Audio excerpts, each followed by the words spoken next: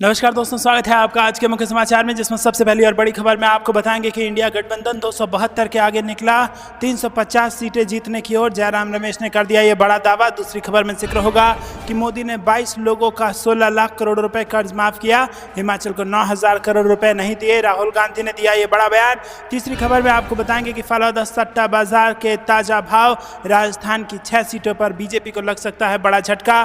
खबर में आगे ये भी जिक्र होगा कि बीजेपी को 2020 और इंडी अलायंस जीतेगी 300 सीटें, केजरीवाल ने किया बड़ा दावा। और इसी के साथ खबर में आगे बताएंगे कि पीएम मोदी को घेरने में जुटा इंडिया अलायंस, अखिलेश यादव करेंगे संयुक्त रैली, ममता, केजरीवाल और स्टालिन को भी उतारने की है तैयारी। दोस्तों, इसी प्रकार की तमाम बड़ी खबरें आपके लिए लेके आए हैं, लेकिन उससे पहले अगर आपको भी ऐसा लगता है कि 2024 के लोकसभा चुनाव में बीजेपी को लगने जा रहा है बड़ा झटका, तो वीडियो कीजिए लाइक और चैनल को सब्सक्राइब करके बेल आइकन दबाकर कमेंट में लिखिए जय हिंद। रुक करते हैं सबसे पहली और बड़ी खबर की तरफ। इंडिया गठबंधन 272 के आगे निकला, 350 सीटें जीतने की ओर। जयराम रमेश ने किया बड़ा दावा। जी हाँ दोस्तों, बड़ी खबर आ रही है। कांग्रेस ने लोकसभा चुनाव के छठे चरण का मतदान संपन्न होने के बाद शनिवार को दावा किया है कि अब भारतीय जनता पार्टी की सत्ता से विदाई तय हो गई है तथा इंडिया गठबंधन 272 के आंकड़े को पार करने के बाद अब 350 से अधिक सीट जीतने की तरफ अग्रसर है।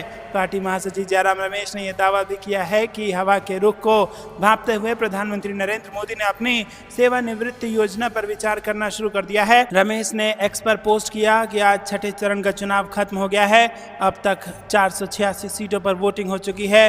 अब जब निवर्तमान प्रधानमंत्री ने अपनी सेवानिवृत्ति योजना पर विचार करना शुरू कर दिया है, तब 2024 के लोकसभा चुनाव की स्थिति बिल्कुल स्पष्ट है। उन्होंने दावा किया कि बीजेपी का जाना तय है और ये स्पष्ट हो गया है कि वो दक्षिण में साफ और उत्तर पश्चिम एवं पूर्व में हाफ हो रहे हैं। कांग्रेस नेता के अनुसार पहले चरण के बाद से इंडिया जनबंधन लगातार मजबूत हुआ है। महाराष्ट्र, उत्तर प्रदेश, बिहार और दिल्ली में मतदान के बाद हम गठबंधन के सहयोगियों के बीच एक अविश्वसनीय समन्वय देख रहे हैं। रुक करते हैं अगली ब्रेकिंग न्यूज की तरफ। मोदी ने 22 लोगों का 16 लाख करोड़ रुपए के कर्ज माफ किया, हिमाचल को 9,000 करोड़ रुपए नहीं दिए। जी हाँ दोस्तों, राहुल गांधी ने दिया ये बड़ा बयान। जी हाँ दोस्तों, कांग्रेस नेता राहुल गांधी ने कहा कि प्रधानमंत्री नरेंद्र मोदी ने पिछले 10 सालों में 22 लोगों को 16 लाख करोड़ रुपए कर्ज माफ कर दिया, लेकिन वो पिछले साल मानसून में बारिश के कारण आई आपदा से निपटने के लिए हिमाचल प्रदेश को 9,000 करोड़ रुपए नहीं दे सके। गांधी ने कहा कि हिमाचल प्रदेश की मदद करने के बजाय मोदी ने राज्य की चुनी हुई सरकार को चुराने का प्रयास किया। उन्होंने यह बयान ऐसे समय में दिया है जब कुछ दिन पहले प्रधानमंत्री मोदी ने राज्य में बाढ़ से निपटने के लिए केंद्र द्वारा मुहैया कराई गई सहायता का केंद्र सरकार द्वारा अनुचित वितरण किए जाने का आरोप लगाया था और इसके खिलाफ कार्रवाई करने का वादा किया था। शिमला संसदीय क्षेत्र से कांग्रेस उम्मीदवार विनोद सुल्तानपुरी के समर्थन में हिमाचल प्रदेश में सिरमौर जिले के नाहन में एक चुनावी रैली को संबोधित करते हुए राहुल गांधी ने कहा कि मोदी ने सेब की कीमतों को नियंत्रित करने के लिए भी सभी भंडारण सुविधाओं को एक व्यक्ति को सौंप दिया। उन्होंने दावा किया कि जब भी नरेंद्र मोदी शपथ लेते हैं, अडानी के स्वामित्व वाली कंपनियों के शेयर की कीमतें बढ़ जाती हैं। रुक करते हैं अगली ब्रेकिंग न्यूज की तरफ। फलौदी सट्टा बाजार के ताजा भाव, राजस्थान की 6 सीटों पर बीजेपी को लग सकता है झटका। जी हाँ दोस्तों, आपको बता दें कि यहाँ पर राजस्थान की सभी 25 लोकसभा सीटों पर भाजपा हैट्रिक का दावा कर रही है, लेकिन फलौदी सट्टा बाजार का अनुमान है कि भाजपा का प्रदर्शन इस बार कुछ कमजोर हो सकता है। फलौदी सट्टा बाजार के ताजा भाव में भाजपा को 6 सीटों का नुकसान देखने को मिल रहा है। फलौदी सट्टा बाजार में नए भाव के मुताबिक दौसा, करौली, धौलपुर, सीकर, झुंझुनू, चुरू और नागौर लोकसभा सीट पर जबरदस्त उलटफेर देखने को मिल रहा है। दौसा लोकसभा सीट पर भाजपा उम्मीदवार कन्हैया लाल मीणा का भाव 1.30 रुपये है। वहीं यहाँ पर कांग्रेस प्रत्याशी मुरारी लाल मीणा का भाव 60 पैसे है, यानी मुरारी लाल मीणा आगे चल रहे हैं। रुक करते हैं ब्रेकिंग न्यूज की तरफ। बीजेपी को 220 और इंडी अलायंस जीतेगी 300 सीटें, इंडिया गठबंधन यहाँ पर जीत की ओर। केजरीवाल ने कर दिया ये बड़ा दावा। जी हाँ दोस्तों, आम आदमी पार्टी के प्रमुख अरविंद केजरीवाल ने हाल ही में दिए एक इंटरव्यू में कहा है कि भारतीय जनता पार्टी 220 से कम सीटें जीतेगी, जबकि इंडिया अलायंस को 300 के करीब सीटें मिल सकती हैं। और वो ये भी मानते हैं कि दिल्ली में बीजेपी सभी 7 सीटें हारेगी और इस बयान के साथ ही वो चुनावी परिणामों की अपनी भविष्यवाणी कर रहे हैं। रुक करते हैं अगली ब्रेकिंग न्यूज की तरफ। पीएम मोदी को घेरने में जुटे जुटी इंडिया अलायंस। राहुल गांधी और अखिलेश करेंगे संयुक्त रैली। ममता केजरीवाल और स्टालिन को भी उतारने की तैयारी। जी हाँ दोस्तों, उत्तर प्रदेश में लोकसभा चुनाव के 6 चरण समाप्त होने के बाद अब सबकी निगाहें पूर्वांचल की अहम सीटों पर टिक गई हैं। 7वें चरण में देश की सबसे हॉट सीट वाराणसी में भी मतदान होना है, जहां प्रधानमंत्री नरेंद्र मोदी भाजपा के उम्मीदवार हैं। पीएम मोदी के खिलाफ कांग्रेस के प्रदेश अध्यक्ष अजय राय की दावेदारी को मजबूत बनाने के लिए इंडिया गठबंधन की ओर से जोरदार तैयारियां की जा रही हैं। कांग्रेस महासचिव प्रियंका गांधी और सपा सांसद डिंपल यादव के रोड शो के बाद अब कांग्रेस अध्यक्ष राहुल गांधी और समाजवादी पार्टी के मुखिया अखिलेश यादव 28 मई को प्रधानमंत्री नरेंद्र मोदी के खिलाफ संयुक्त रैली करेंगे। इस रैली में पश्चिम बंगाल की मुख्यमंत्री ममता बनर्जी, दिल्ली के मुख्यमंत्री अरविंद केजरीवाल और तमिलनाडु के मुख्यमंत्री एम.के. स्टालिन समेत कई और बड़े नेताओं को कांग्रेस की ओर से आमंत्रित किया गया है। इसे विपक्ष की ओर से काशी में पीएम मोदी को घेरने की कोशिशों के रूप में देखा जा रहा है। रुक करते हैं ब्रेकिंग न्यूज की तरफ। मोदी तीसरी बार नहीं बनेंगे पीएम, ओवैसी का बड़ा दावा। जी हां दोस्तों, लोकसभा चुनाव 2024 को लेकर सियासी सरगर्मियां तेज हैं। छठे चरण का मतदान पूरा हो चुका है। ऐसे में तमाम राजनीतिक दलों में आरोप प्रत्यारोप का सिलसिला अभी भी जारी है। इस बीच एआईएमआईएम प्रमुख असदुद्दीन ओवैसी ने बिहार के रोहतास में एक चुनावी रैली को संबोधित करते हुए प्रधानमंत्री नरेंद्र मोदी पर जमकर हमला बोला है। उन्होंने कहा कि पीएम मोदी अपने भाषणों से बार बार मुसलमानों का अपमान करते हैं और वो तीसरी बार प्रधानमंत्री नहीं बनेंगे। इसके अलावा ओवैसी ने पीएम मोदी के मंगलसूत्र और आरक्षण के संबंध में की गई टिप्पणी को लेकर उन पर मुसलमानों का अपमान करने का आरोप लगाया और उन्होंने कहा कि दिल्ली में अगर ज़रूरत पड़ेगी तो भारत की जनता ऐसा फैसला देगी कि तीसरी बार देश का प्रधानमंत्री नरेंद्र मोदी न बने। एआईएमआईएम प्रमुख ने कहा कि मैं आपसे वादा करता हूं कि एआईएमआईएम पार्टी यकीनन कोशिश करके किसी ऐसे व्यक्ति को देश का प्रधानमंत्री बनाएगी जिसका संबंध भाजपा और मोदी से ना हो। उन्होंने बताया कि पीएम मोदी ने झूठ बोला जब उन्होंने कहा कि मुस्लिम महिलाएं अधिक बच्चे पैदा करती हैं, तो वो बार बार ये कहकर समुदाय की तौहीन कर रहे हैं कि मुस्लिम मंगलसूत्र ले लेंगे। एक सच्चा मुसलमान हमेशा अपनी बहनों और उनके मंगलसूत्रों की रक्षा करेगा। रुक करते हैं अगली ब्रेकिंग न्यूज़ की तरफ। मोदी जी को चुनाव में मां से मटन, मुगल, मंगलसूत्र, मुजरा याद आता है पर मां से मर्यादा याद नहीं आती। खड़गे ने पीएम मोदी पर बोला जबरदस्त हमला। जी हां दोस्तों, कांग्रेस अध्यक्ष मल्लिकार्जुन खड़गे ने पीएम मोदी के मुजरा वाले बयान को लेकर निशाना साधा है। हिमाचल प्रदेश में मीडिया को संबोधित करते हुए कहा कि मोदी जी घबरा गए हैं, इसीलिए उनकी जबान से ऐसी बातें निकल रही हैं। उन्होंने कहा कि प्रधानमंत्री मोदी ने बिहार में अपने भाषण के दौरान ऐसे शब्दों का इस्तेमाल किया जो किसी देश के प्रधानमंत्री ने अब तक नहीं किया होगा। पीएम पद का हम सब आदर करते हैं, क्या उनकी जिम्मेदारी नहीं बनती कि इस पद की गरिमा वो रखें? खड़गे ने कहा कि देश के प्रधानमंत्री की जबान से नाचने दो और मुजरा जैसे शब्द शोभा नहीं देता, उन्हें अपने पद की गरिमा रखनी चाहिए थी। साथ ही उन्होंने कहा कि पीएम मोदी भड़काने की बहुत बातें करते हैं, हिंदू मुसलमान की बात करते हैं, जात पात में लड़ाने की बात करते हैं। आदिवासी और दलितों के अधिकार को लेकर भी खड़गे ने पीएम मोदी पर हमला बोला। उन्होंने कहा कि जो चीज़ संविधान में है उसे मोदी सरकार एक एक करके निकाल रही है और उनके हक को देने से इनकार कर रही है, इसीलिए कांग्रेस पार्टी लड़ रही है। कांग्रेस अध्यक्ष ने कहा कि चुनाव के वक्त मोदी को माँ से मोदी जी को और माँ से मटन याद आता है, माँ से मछली याद आता है, माँ से मुगल याद आता है, माँ से मंगलसूत्र याद आता है, माँ से मुजरा याद आता है, पर माँ से मर्यादा याद नहीं आता जो प्रधानमंत्री पद के लिए होनी चाहिए, और माँ से महंगाई भी याद नहीं आता। रुक करते हैं अगली ब्रेकिंग न्यूज़ की तरफ। चुनाव आयोग ने आखिरकार जारी किए पिछले 5 चरणों की वोटिंग का डाटा।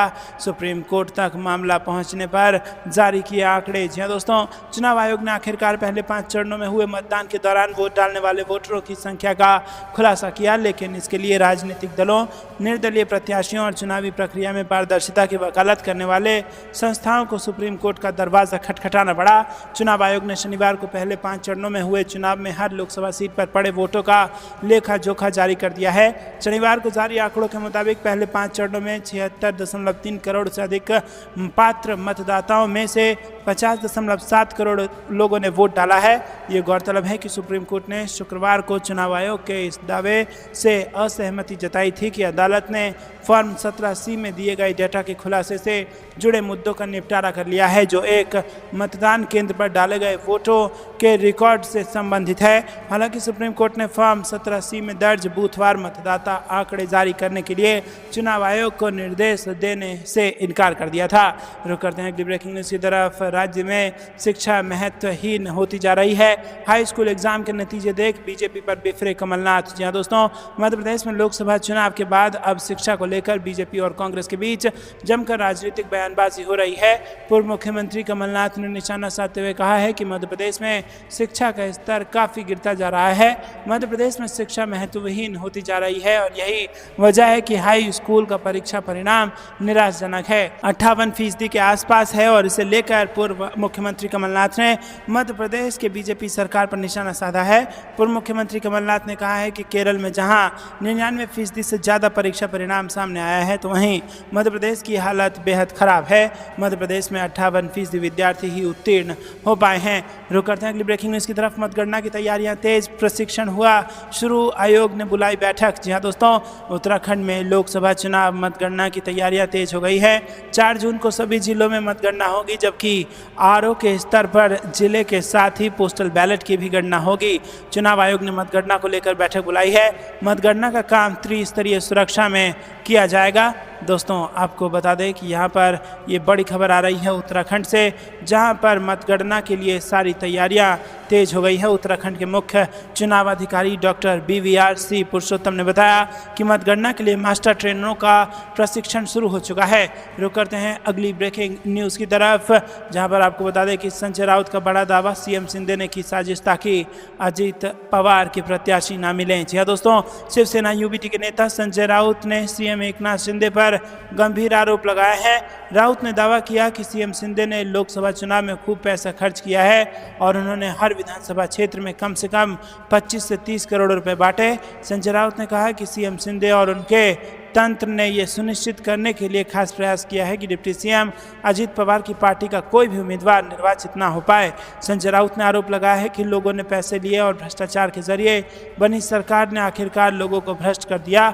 राउत ने कहा है कि विचारों पर चलने वाला महाराष्ट्र इस चुनाव में पैसों पर चला और आज किसी को उसके बारे में कुछ महसूस नहीं हुआ। रुक करते हैं अगली ब्रेकिंग न्यूज़ की तरफ। तेजस्वी यादव ने PM मोदी को लेकर जताई चिंता, खुला पत्र लिखकर दी 5 चुनौतियां। जी हाँ दोस्तों, नेता प्रतिपक्ष तेजस्वी यादव ने PM मोदी के बिहार दौरे पर चिंता जताई है। उन्होंने सोशल मीडिया पर खुला पत्र लिखकर PM मोदी के 5 चुनौतियां दी हैं और इनमें देश में जातीय जनगणना, आरक्षण का दायरा 75%, प्राइवेट सेक्टर में भी आरक्षण, बिहार को विशेष राज्य का दर्जा और मुस्लिम समुदाय की जातियों को आरक्षण देने जैसे मुद्दे शामिल हैं।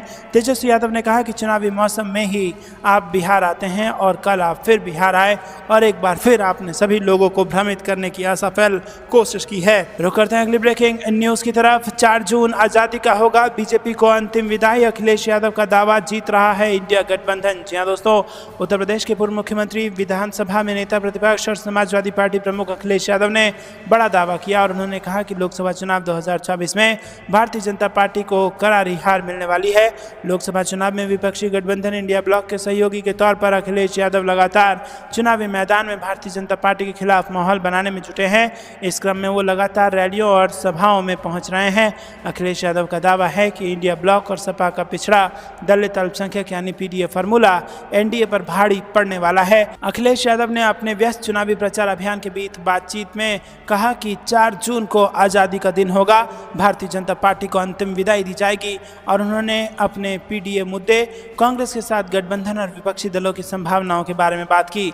रुक करते हैं अगली ब्रेकिंग न्यूज़ की तरफ। सिब्बल ने फिर छोड़ा EVM से छेड़छाड़ का राग, बोले मतगणना से पहले इन चीज़ों का रखें ध्यान। जी हाँ दोस्तों, देश में इन दिनों लोकसभा चुनाव हो रहा है और अब तक 6 चरणों के दौरान कई प्रदेशों में मतदान हो गए हैं और अभी आगे कई राज्यों में कराए जाने हैं। वोटरों को लामबंद करने के लिए विभिन्न राजनीतिक दलों के नेता अलग अलग राज्यों का दौरा कर रहे हैं और विरोधियों के खिलाफ बयानबाजी का दौर जारी है। इस बीच EVM मशीन पर भी सवाल उठाए जा रहे हैं। ऐसे में राज्यसभा सांसद कपिल सिब्बल ने खास चार्ट तैयार किया है। उन्होंने कहा है कि मतदाताओं को ये विश्वास दिलाना चाहिए कि उसने जिसे वोट दिया उसे ही गया है। राज्यसभा सांसद ने कहा कि बहुत सारे लोग कह रहे हैं कि इन मशीनों से छेड़छाड़ की गई है और हम ये सुनिश्चित करना चाहते हैं कि छेड़छाड़ की कोई संभावना नहीं है। हम ये नहीं कह रहे हैं कि उनके साथ छेड़छाड़ की गई है और नहीं की गई है। ऐसा तो है नहीं कि किसी मशीन से छेड़छाड़ नहीं की जा सकती है, किसी भी मशीन से छेड़छाड़ की जा सकती है, हमें विश्वास है। लेकिन मतदाताओं को ये सुनिश्चित करना चाहिए कि उसका वोट उसे उम्मीदवार को गया है जिसे उसने वोट दिया है। रुक करते हैं अगली ब्रेकिंग न्यूज़ की तरफ। मोदी सरकार ईडी, सीबीआई, आईटी के जरिए राज्य सरकार को गिराने के खेल में माहिर है। मल्लिकार्जुन खड़गे का प्रधानमंत्री पर हमला। जी दोस्तों, कांग्रेस अध्यक्ष मल्लिकार्जुन खड़गे ने प्रधानमंत्री नरेंद्र मोदी पर तीखा हमला बोलते हुए शनिवार को कहा कि केंद्र की मोदी सरकार ईडी, सीबीआई या आईटी जैसी केंद्रीय एजेंसियों के नाम पर डराकर लोकतांत्रिक रूप से चुनी गई राज्य सरकार को अस्थिर करने के लिए सत्ता का दुरुपयोग कर रही है। समाचार एजेंसी के अनुसार कांग्रेस प्रमुख खड़गे ने यह बात शनिवार दोपहर शिमला जिले के रोहड़ू में एक चुनावी बैठक की संबोधित करने के बाद लौटते समय मीडिया से बातचीत में कही। खड़गे ने नाहन और मंडी में पीएम मोदी द्वारा की गई 2 रैलियों में दी गई परोक्ष धमकियों का जिक्र करते हुए कहा, मोदी सरकार लोकतांत्रिक राज्य सरकारों को अस्थिर करने में बहुत माहिर है। उसने गोवा, महाराष्ट्र, मणिपुर और मध्य प्रदेश सहित देश भर में विपक्ष दलों की कई राज्य सरकारों को उखाड़ फेंका है। उन्होंने आगे कहा कि जब अब प्रधानमंत्री हिमाचल में लोगों की सरकार को डराने की कोशिश कर रहे हैं, लोगों को भाजपा को वोट देने के लिए धमकी दे रहे हैं, वो कह रहे थे कि हिमाचल सरकार लंबे समय तक नहीं चलेगी। कांग्रेस अध्यक्ष ने लोकसभा चुनाव के बाद केंद्र में इंडिया अलायंस की सरकार बनाने का आश्वासन देते हुए कहा कि देश की जनता संविधान और देश की धर्मनिरपेक्ष भावना की रक्षा के लिए कांग्रेस का समर्थन कर चुनाव लड़ रही है।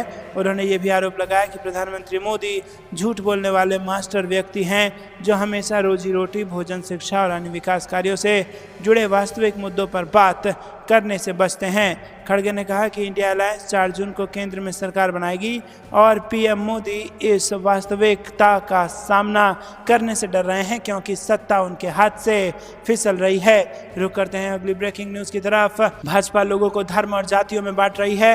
अगर वो सत्ता में दोबारा आती है तो लोकतंत्र खतरे में पड़ जाएगा। शशि थरूर ने कहा कि कांग्रेस नेता शशि थरूर ने बीजेपी पर निशाना साधते हुए कहा कि अगर पार्टी दोबारा केंद्र की सत्ता में आई तो देश में लोकतंत्र खतरे में पड़ जाएगा। जी हाँ दोस्तों, यहाँ पर उन्होंने कहा कि हमें देश बचाना है तो बीजेपी को केंद्र में दोबारा सत्ता में नहीं आने देना होगा, इसलिए मैं चरणजीत सिंह चन्नी के लिए वोट मांग रहा हूं। थरूर ने पंजाब के जालंधर में पत्रकारों से बात करते हुए कहा कि बीजेपी धर्म के आधार पर मतदाताओं का ध्रुवीकरण करना चाहती है। उन्होंने कहा कि बीजेपी लोगों को धर्म और जाति के आधार पर बांट रही है।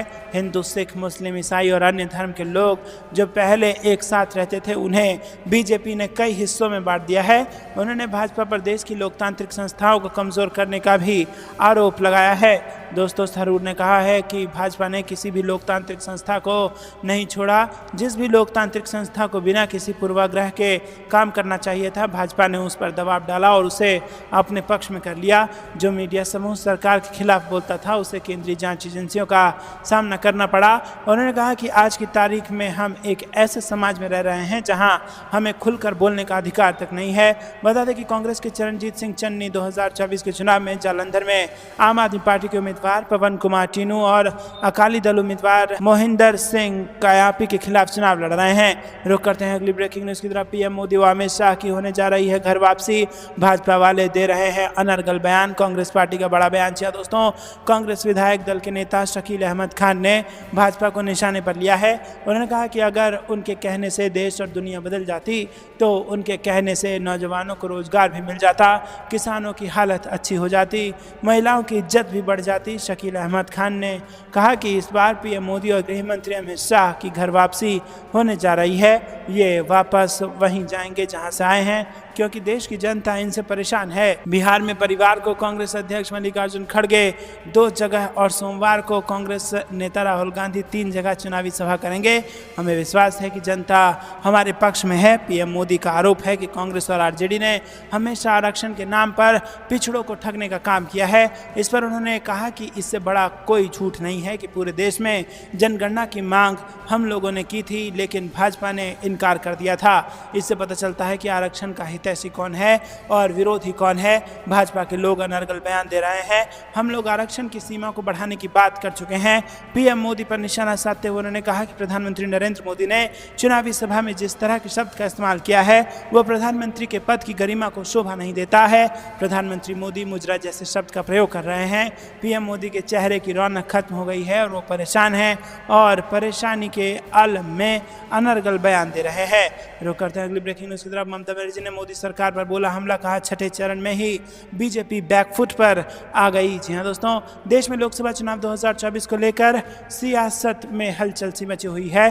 छठे चरण के लिए मतदान संपन्न हो चुका है और अब 1 जून को 7वें चरण के लिए वोटिंग होनी है। ऐसे में तमाम राजनीतिक पार्टियां जोर शोर से प्रचार प्रसार करने में जुटी हुई है। इसी बीच बंगाल की मुख्यमंत्री और तृणमूल कांग्रेस की चीफ ममता बनर्जी ने भाजपा पर जमकर हमला बोला है। ममता बनर्जी ने रविवार को सोशल मीडिया प्लेटफॉर्म एक्स पर लिखा कि लोकसभा चुनाव के छठे चरण की शुरुआत से ही बीजेपी बैकफुट पर थी, लेकिन ये सच है कि उन्होंने मतदाताओं को अपने मताधिकार का प्रयोग करने से रोकने के लिए अलोकतांत्रिक तरीकों का इस्तेमाल किया है। लेकिन बंगाल के लोगों ने उनकी डराने वाली रणनीति का साहस किया और रिकॉर्ड संख्या में वोट डाला। तो दोस्तों, आपको क्या लगता है कमेंट में जरूर बताइए। वीडियो को लाइक नहीं किया तो लाइक जरूर कीजिएगा। ये थी दिन भर की सारी जरूरी और बड़ी खबरें। अंत तक बने रहने के लिए बहुत बहुत धन्यवाद। जय हिंद, जय भारत।